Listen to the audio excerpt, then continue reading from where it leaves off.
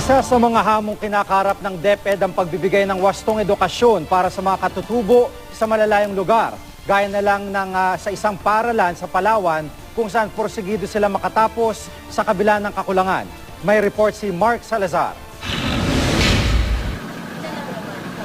Sa isang liblib na lugar sa isla ng Culyon sa Palawan na piling pumunta ni Education Secretary Armin Luistro ngayong araw ng pagbubukas ng klase. Sakay ng bangka sa aming harapan si Education Secretary Armin Luistro at papunta kami ngayon sa isla ng Lumber Camp, isa sa maraming isla ng Palawan. Napakalaking hamon para sa DepEd ang paghahatid at pag-monitor ng mga edukasyon sa maraming islang ito ng Palawan na karamihan ay mga katutubo ang naninirahan.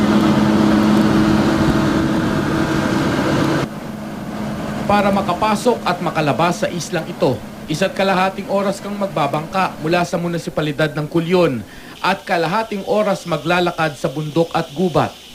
Nadaanan pa namin ang mga batang tagbanwa, dala ang kanilang mga lapis, naghahanda sa kanilang first day at school. 50? Ang mga tagbanwa ay kabilang sa 69,000 pamilyang hinahatiran ng DSWD ng Pantawid Pamilya Program sa Region 4B. Ang rehiyong may pinakamataas na bilang ng mahihirap na pamilya. Ito ang Lumber Camp Elementary School, ang nag-iisang susi ni Mea Gugma para makaahon sa naiiwan nilang pamumuhay sa islang ni kuryente ay wala. Valedictorian si Mea pero wala sa pangarap niyang iwan ang Lumber Camp. Anong pangarap nga dito? Nurse. Bakit nurse? Para po makatulong po ako sa mga kamag-anak ko na may sakit. Sa isang kwarto, 2 klase ang sabay na nagleleksyon sa Lumber Camp. 1:45 ang teacher-student ratio.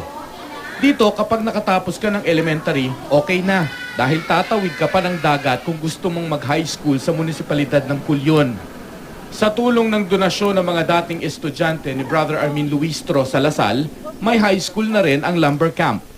Dahil nga sila yung pinakamalayo, palagi ko pag gumagawa ng programa ang gobyerno at ang DepEd, kailangan nasa isip namin, paano kaya makakarating ito unang-una doon sa pinakamalayo? Sa ilalim ng K-12, hindi raw praktikal na tayuan ang high school ang bawat islang barangay, gaya ng Lumber Camp. Dahil hindi lahat ng isla ay pwedeng padalhan ng Department of Education ng guro para sa specialized courses ng senior high.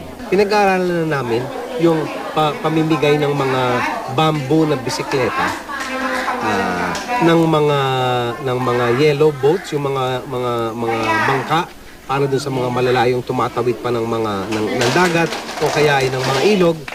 Malayo man sa maayos at nararapat na sitwasyon ng isang paaralan ang Lumber Camp Elementary School, nakakatuwa namang makita na ang mahigit 300 estudyanteng tagbanwa kulang sa gamit pero sapat ang baong pangarap para makatapos.